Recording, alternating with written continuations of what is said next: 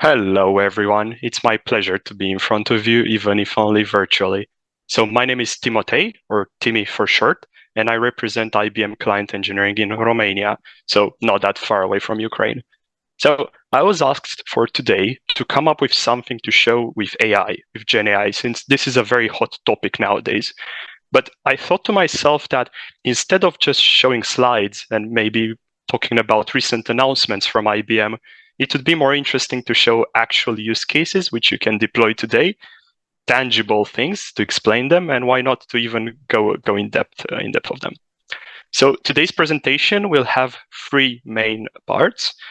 First part, probably the most interesting one, which is where the idea for the title came to me, will be a mixture of integration, so things like event-driven architecture, Kafka, those things, and GenAI. And then towards the end, I'll showcase two actual projects I'm working on right now for clients, and which hopefully will give you ideas for your own businesses and how can you improve them by infusing GenAI. All right, so without further ado, let's begin with a very quick overview. So why we're talking about GenAI and why is this the second slot for today? So quite an important presentation. Well, it's because this technology is really all the buzz nowadays.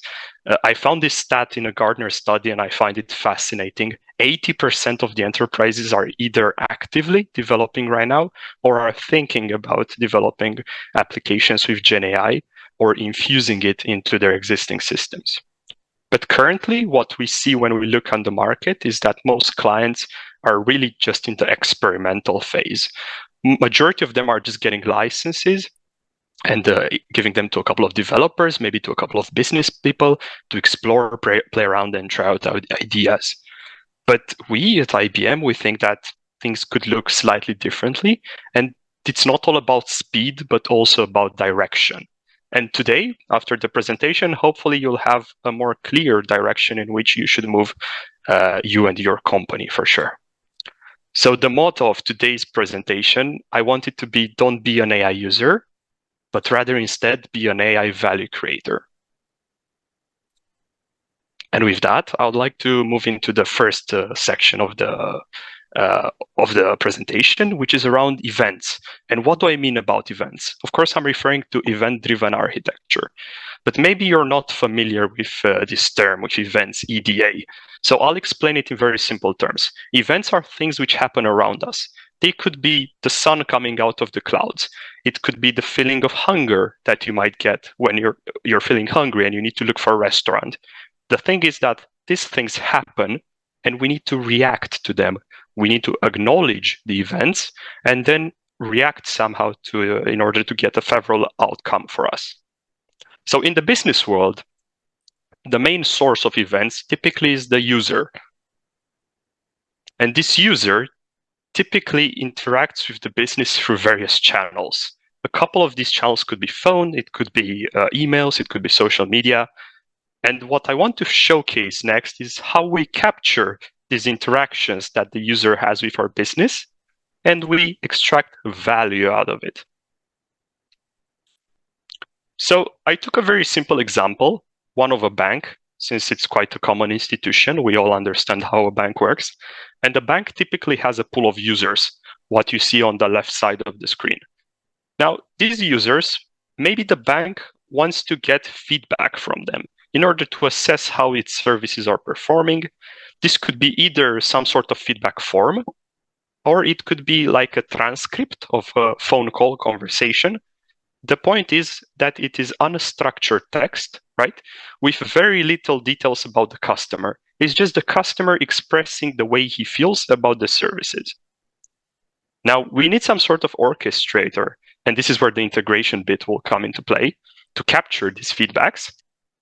And lastly, we will apply GenAI to them in order to do various transformation and bring back value to the customer, ending the cycle, and of course, in the end, to the business.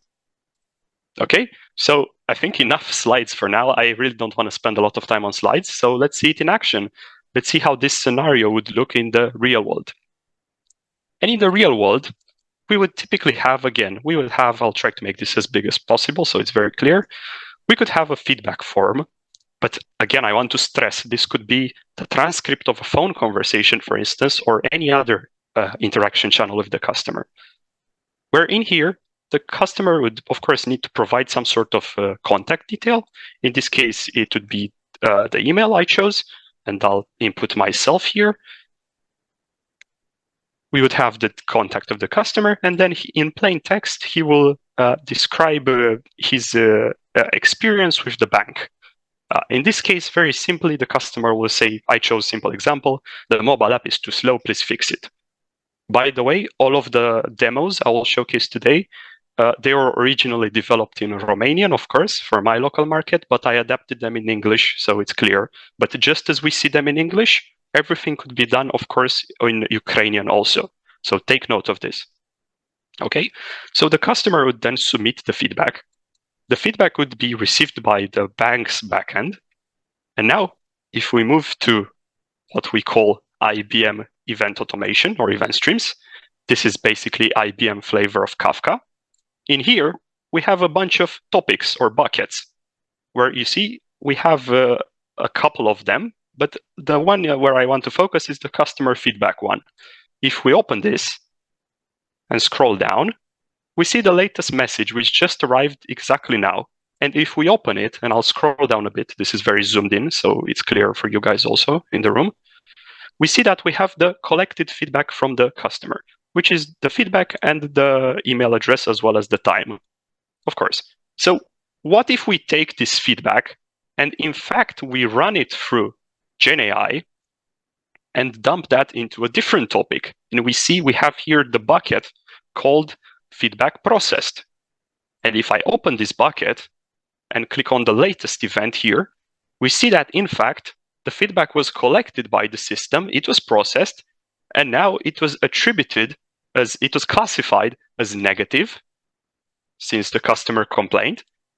We extracted that this feedback is talking about the bank's app, right? Because we need to understand what is the customer talking about. But this is not enough, right? We don't want to stop at just this. So we applied a bit of GenAI. We understood that this is negative feedback. We understood what the customer is talking about, but we want to go further. So inside of event automation, we will move now from event streams to what is called event processing. And I'll try to make it bigger again. Hopefully it's clear. So inside event processing, we can create different flows. And I have two of them here.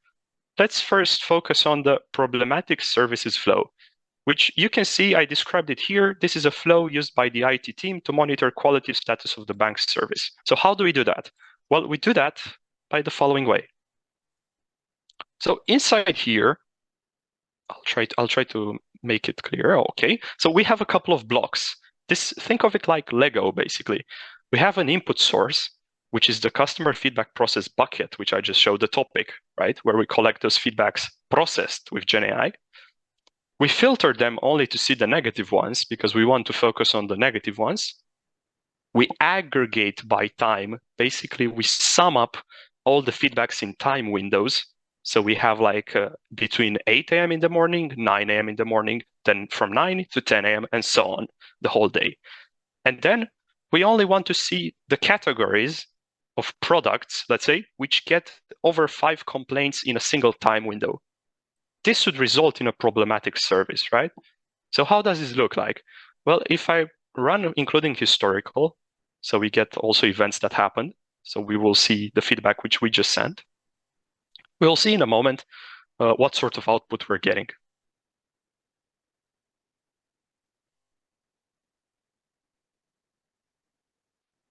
And also apologies for processing time. I'm running this on a, let's say, very small cluster. Sometimes it takes a bit to load up. And also sometimes it helps to maybe try again.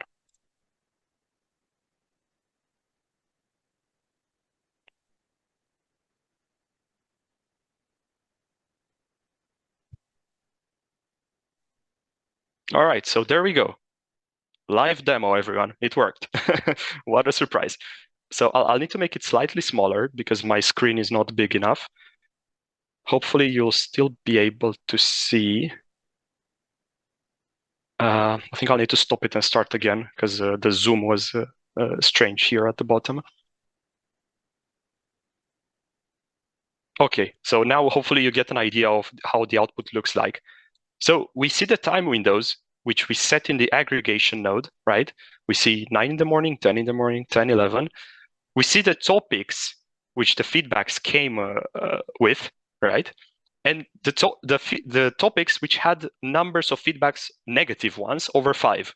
So we very quickly and simply, frankly, we classified these as problematic services, which the team needs to investigate. Okay, but this was a simple scenario, and this was for the IT team, right? Now I want to showcase a different scenario, which we will actually build ourselves here live. And this is the churn prevention one. So this one here, a flow meant to monitor negative feedbacks from high-value customers. Okay, so this would be, let's say, for churn prevention officers or like salespeople in the bank. So let's build this together. Why not? Again, we have the source, we have the customer feedback processed, which again, I'll open it this time. We see it connects to the Kafka cluster, which I showcased before. It connects to the feedback process topic.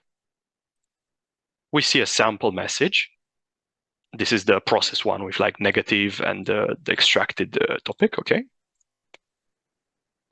Event processing actually understands what sort of properties we have in this event.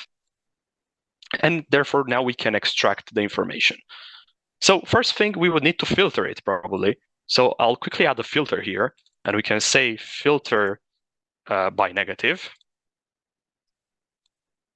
And look how easy it's actually to configure these nodes. So we have an assistant here, which helps us with the configuration. We just click it, and it asks us, so which property would you like to filter? And it reads all the properties we have. In this case, I want to filter feedback sentiment. Sorry, the text is a little cut off since I'm zoomed in so much, but hopefully it's very readable for you guys in the room. And then we need to input what condition should we filter by. And in this case, we want the is equal to, of course, and we're going to say negative, logically, as we want to see only the negative ones. And just like that, we created a filter. But we want to go further. So in the description of this flow, I said that we want to prevent from leaving us from churning high-value customers, right? But we only have feedback from them. How can we identify if that's a high-value customer? Well, for that, I come here to the left side menu, and I scroll down. And here, with the enrichments, we have a database node, which we can quickly drag, connect to our flow. And if I open it now, we can say enrich, right, with customer data. And it asks us to connect to a database. And for this, I'll have to get the connection details from a node here. This is the URL of the database. I have it running locally. It's a container with my SQL in it. And just like that, after asking, of course, for connection details, event processing is able to read into our database, see the tables we have, in this case, the clients table, understand the schema of the database with the primary key and everything. And it allows us to match the flow of events, so what's coming in real time from customers, with what we have in the database. And in this case, I want to match by email, as this is the only piece of contact which the customers provide. In this case, it's saying client ID, since this is the primary key of the table. But this is not what we want, so we will have to modify it. In fact, the tool even says that this is probably wrong, as it matches int with string, which is not correct. So we change this to email, right? And then it asks us, so what would you like to bring from the database about this event? And in this case, I would like to bring the surname of the customer, the client status, and the service age. And finally, we get an overview of the new event, how it will look like. And here, maybe I want to rename the surname. I want it to be like family name. Why not? So it's more human readable. So it's more readable to me. Okay, this all looks good. We don't want to remove any properties, so we'll just say configure. And just like that, if I actually run this flow now, we will see shortly that the feedbacks we got from our customers previously have now been, one, filtered, of course, so we're only looking at negative ones, but also they were enriched with what information we previously held about this specific customer. And again, I think I'll have to retry again. Sorry, demo environment, everyone. So I'll redo this again, include historical.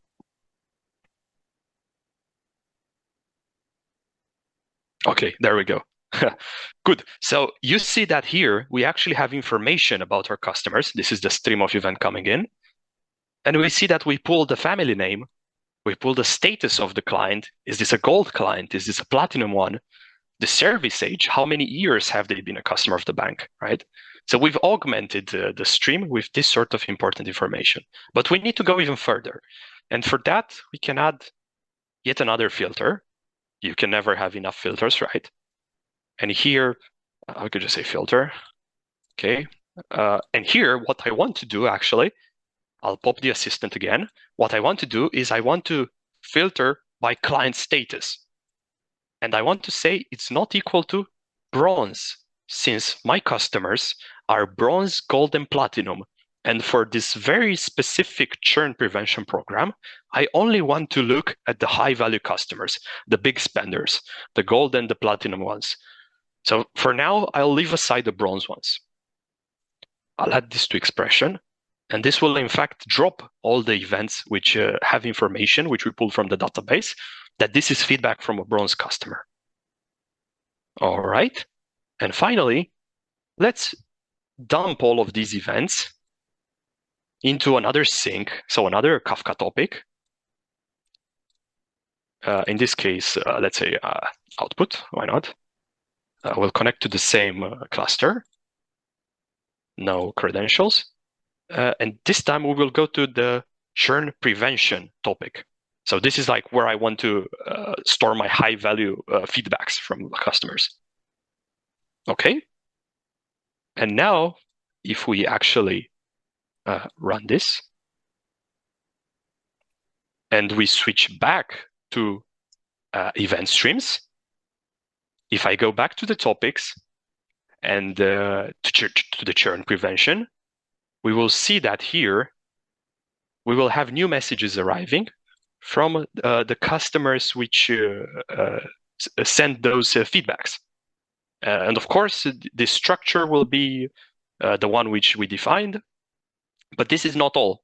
In fact, we have to go even further than this. And we have to, no, I think the stream still didn't start because we were not seeing the latest feedback. Again, demo environment, everyone. Okay, all right, so they're arriving now. And now, if we actually go back to topics and go to churn processed, we see that, in fact, in the background, we ran this through watsonx yet again. And now, for these really high-value customers, we actually have something else. We proposed for them a response email, which is slightly hard to read, I know. I'll show you in a moment easier to read the version. But in short, this is a personalized email specific to the feedback that we got from this customer, which again was that the mobile app was crashing or it was slow. And watsonx is generating for us a personalized email specifically for this customer so that the churn prevention officer can have a simpler time contacting him. Good. So this is basically how you'd build such simple flows, and you'd integrate GenAI into your company, leveraging this pattern, which is event-driven architecture. So let's go back to the slides for a moment. We are here. So let's recap what we saw, okay? So now we're getting actually, let's say, transparent view of what was behind this diagram. Of course, the feedback form, we've seen it, but again, it could be call transcript, it could be social media message, it could be anything. The orchestrator was IBM Event Automation, which is our amazing suite of tools for event-driven architecture with low-code, no-code environments, as you've seen, that let you very quickly design certain flows to process a stream of events. And lastly, the brain, the GenAI, was Watson X, of course, which helped us generate the response message, extract the entities, and of course, perform the sentiment analysis. So this is how it all looks like from a top-down level.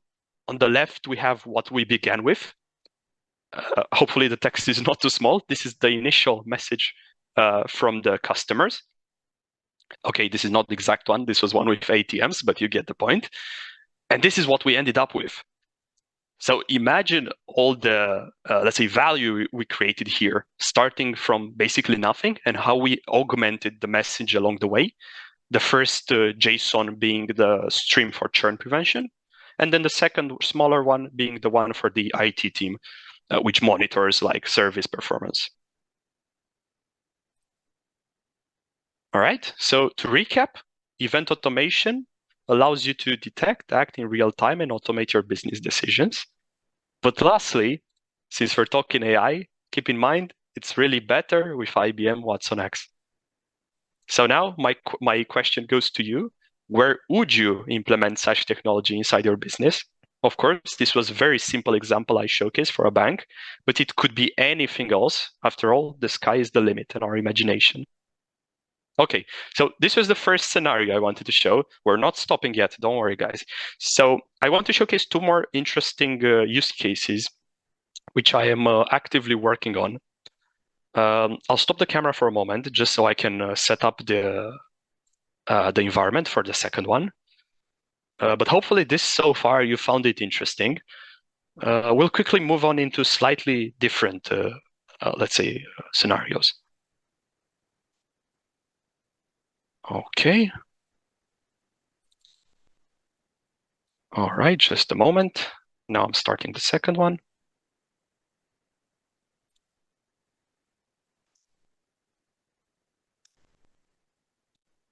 Okay. There's always a bit of work and preparation when you're doing live demos, but hopefully it's slightly more interesting and engaging than just showcasing slides. So please allow me one more second. This one also has a database component, and I need to start the container.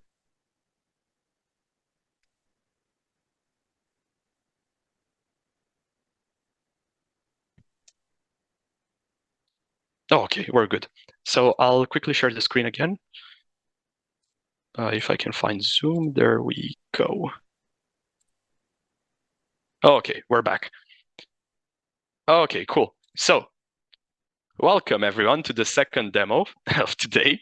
We are in DB Assistant. So DB Assistant, it's sort of a different tool. So we can leave behind the event-driven architecture I showed you previously. Now I'll just show you cool GenAI use cases, which you can build today and provide tangible value either for the people inside your company or the people outside your company, basically your customers. So use this as inspiration. Again, these were built for Romanian.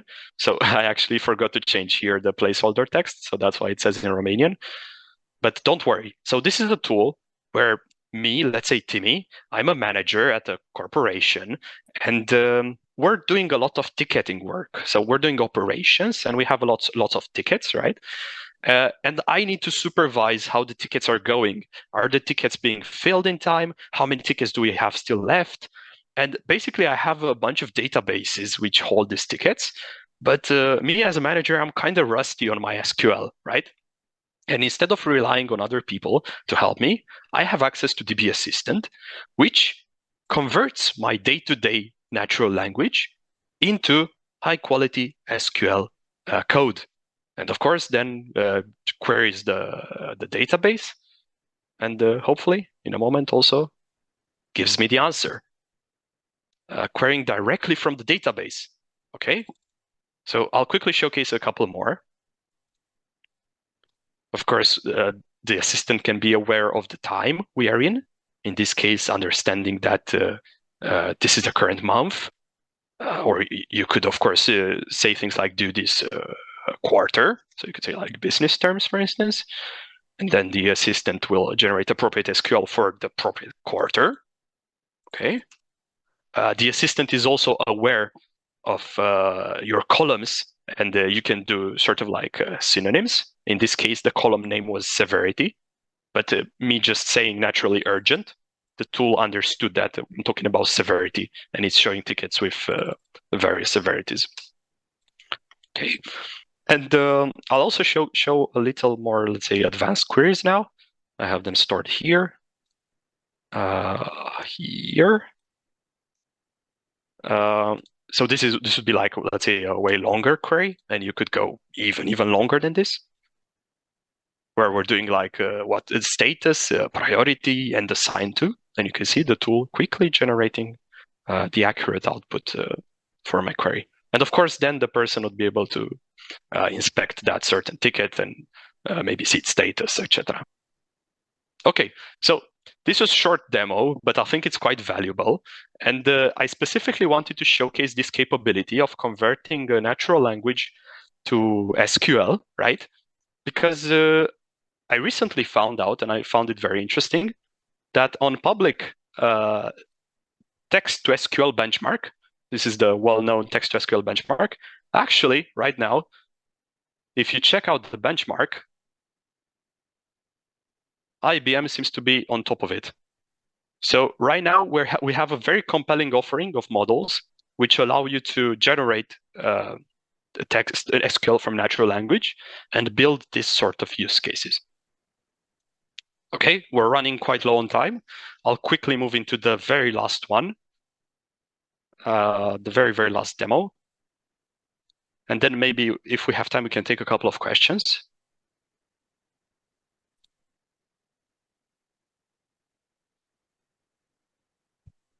Okay, the very last one, just a moment.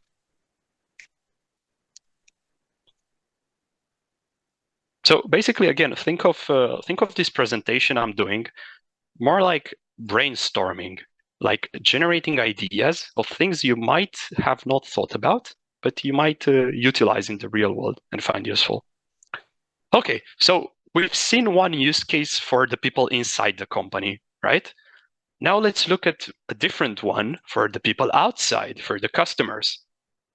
So I'll share the screen again. And this time, we're actually on a review summarizer. So why is this a thing which we want?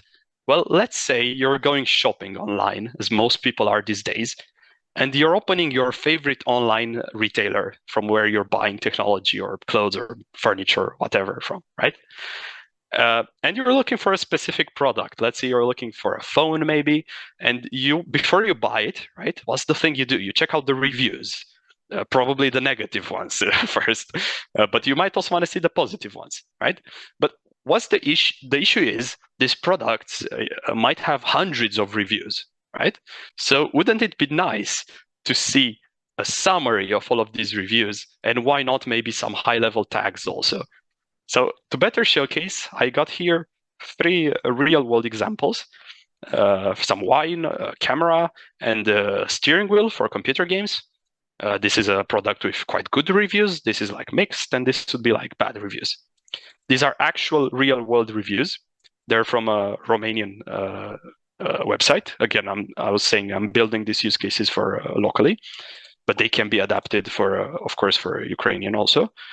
And I've translated the reviews to English. Now we're summarizing them. You see 96 reviews. We're creating a summary. We're extracting the relevant tags. And just like that, in a couple of seconds, we got quite a nice overview of this wine with a simple explanation of how the customers are feeling about the product, the fact that they're satisfied, the things which they appreciate from the reviews, but also why not where opinions are mixed, right? Which I guess it's fair for a wine to be mixed on things like dryness. So let's do a couple more while we're still here. Let's do the camera also. I think this is a webcam for like the computer. This has slightly less reviews. Okay, so we got the summary. Here we go, another example. But in this case, we see that the review also let us know that, however, some customers experience issues with these things, which we see here highlighted in red. So the customers are very quickly understanding which products are really good and which are having slightly issues, maybe, without spending so much time reading many user reviews. Genuinely, I think this is a very useful thing and one which I would like to see implemented on many stores as a consumer. Okay, and finally, for completion, let's also look at, I found one product which had very bad reviews, I'd say, or not very bad, but mostly bad reviews, not many. But still, just for example, well, where we will see that the tool actually identifies that the majority of customers are not satisfied, okay? And still, some said that it's good value and it works with some games, with certain games, right? But majority of customers had problems with this. Again, this was a steering wheel for computer games. Okay, so I'm running very low on time. I'll probably end here with the demos and we'll go back for maybe 2 more slides. And then I'll pass it on to the next speaker. Let me share the screen. There we go. Okay. Good. So we're doing recap now. Everything you saw, all the free demos basically had at their heart Watson X. Again, IBM's offering for doing GenAI. And why do we say that Watson X is different from other platforms? Well, frankly, the answer is quite simple. We don't just give out the model. We don't just give out an API to call, but we give you tools to train those models, to add data, to have assurance that governance is applied, and frankly, to scale into production, to move past the pilot stage, the POC stage, which most of the companies are in right now, and to actually deploy into production. So this is a high-level overview of the platform. At the top, the 3 main components, and of course, many other things aside. I want to focus on 5 aspects, though. One is the fact that we provide a safe space to experiment and test your use case. We allow you freedom of model. We give you a catalog of right models for the right use cases, as no single model will be suited for every use case. You don't want to go into production with a huge 400 billion parameter model that will break the bank in a moment. And lastly, we also allow you to bring all of your traditional machine learning and data science work on the platform, as we provide great tools for that. Didn't have time to showcase them today, but be certain of that aspect. And very quickly, we will also allow you to connect all of your data, no matter where it resides, and to have confidence in the use case, as we provide powerful market-leading governance tools for both GenAI and machine learning. And lastly, all of this is running on Red Hat's OpenShift platform, an IBM company. And so this gives you freedom of cloud deployment. You can go in any cloud you like, or you can go even on-premise if you'd like to host your own GenAI. Okay, so this was Watson X. These were some use cases which you can apply in the real world. Now I pass it on to you. Hopefully you've found out something new, something interesting, food for thought for the future. And my question is, where would you apply Watson X inside your company? All right, thanks a lot.